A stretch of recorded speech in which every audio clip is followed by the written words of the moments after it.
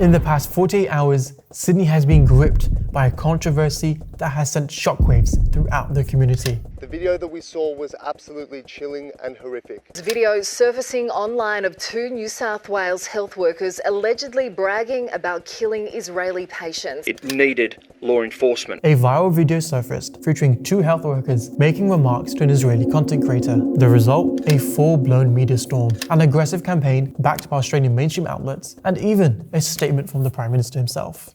So, let's take a look at just how far this situation escalated. While we don't condone the words said and that we deem them unacceptable, the pair have since come out to apologise for their actions, with the male nurse issuing an apology through his lawyers. So, let's be absolutely clear. What was said may have been inappropriate and unacceptable, but the real question is, does this principle of accountability apply equally across the board? The man at the centre of attention is this individual, Max Weifner, an Israeli content creator who has built his platform around so-called exposing anti-Semitism through online chat roulettes. But let's not be fooled. This isn't about justice. It's about manipulation. This is the same man who, in a widely circulated video, was seen mocking a Palestinian with an exploding pager.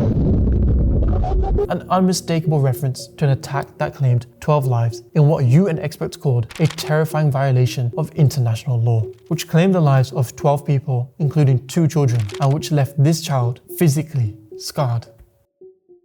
Meanwhile, right here in Sydney, in the inner west, attempts to manufacture controversy were exposed. A man wearing a Star of David hat entered a well-known cafe, recognized for its large mural depicting Palestinian resistance. The chef of this restaurant later tweeted that the man was lurking and intimidating waitresses. However, to his dismay, no reaction occurred. What makes this even more concerning is that he wasn't alone. He was accompanied by a team of Australian journalists hoping to find a story, including this reporter from the Daily Telegraph.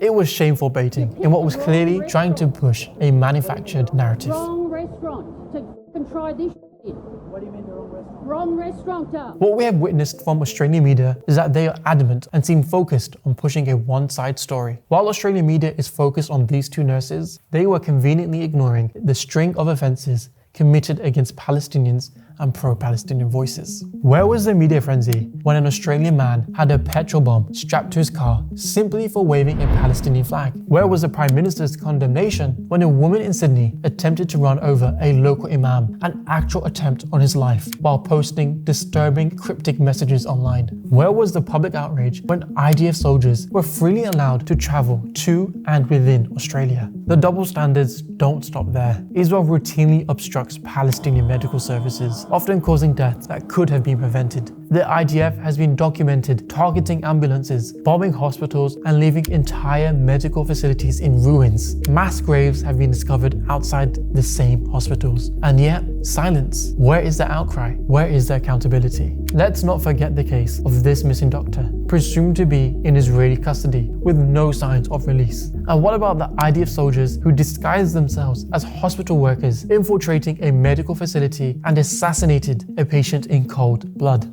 These are clear violations of international law. Yet somehow, comments made in an online chat room by 2 individuals in Sydney have sparked more fury than these blatant war crimes. The message is clear. Some lives are deemed more valuable than others. Some voices are amplified, while others are silenced. And this selective morality is a dangerous precedent to set.